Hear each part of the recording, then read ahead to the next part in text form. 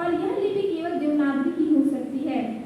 सन 1848 से 1916 में श्री केशव वामन पैठे, राजा राम मोहन राय, शारदाचरण मिश्र ने देवनागरी लिपि के महत्व को स्वीकार करते हुए देश भर में इसके प्रयोग को बढ़ाने की आवाज उठाई थी।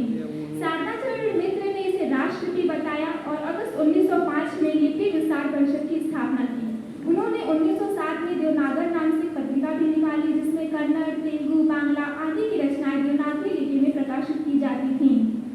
लोकमान्य तिलक और महात्मा गांधी जी ने देवनागरी लिपि के लिए देश की एकता के लिए देवनागरी लिपि के प्रयोग पर बल दिया था। गुजरात में जन्मे महर्षि दयानंद सरस्वती, दक्षिण के कृष्ण स्वामी अय्यर तथा अनंत स्वयं अयंगर और मोहम्मद करीम छाया ने भी देवनागरी लिपि के महत्व पर बल दिया था। महात्मा गांधी चाहते थे कि देश में भाषाई एकता के लिए एक समान लिपि की आवश्यकता है। एक स्थान पर उन्होंने लिखा है, लिपि में भिन्नता के कारण प्रांतीय भाषाओं का ज्ञान आज असंभव सा हो गया है।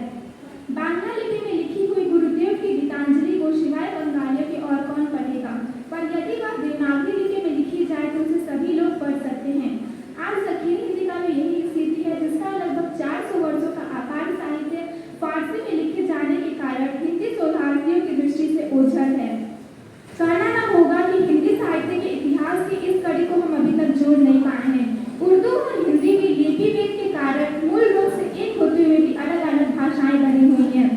महाराष्ट्र के भूतपूर्व राज्यपाल श्री अलीवार चंद ने कहा था, मेरा मत है कि उर्दू साहित्यकार को अपनी लिपि चुनने की पूरी स्वतंत्रता होनी चाहिए, लेकिन देवनागरी लिपि को देश भर में जोड़ लिपि के रूप में प्रयोग किया जाना चाहिए।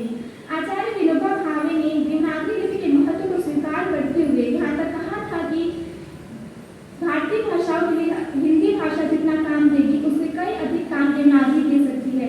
इसलिए मैं चाहता हूँ कि सभी भाषाएं सिर्फ और सिर्फ देवनागरी लिपि में ही लिखी जाएं। सभी लिपियां चले, लेकिन साथ ही साथ देवनागरी का भी प्रयोग किया जाए। विनोबा जी देवनागरी की नहीं, देवनागरी भी चाहते थे। उन्हीं के सदप्रेरणा से सन 1975 में देवनागरी लिपि परिषद की स्थापना हुई, जो भारत की एकत्रता के लिए है, जो देवनागरी के प्रचार प्रसार में लगी है। 16 से 17 जनवरी सन 1960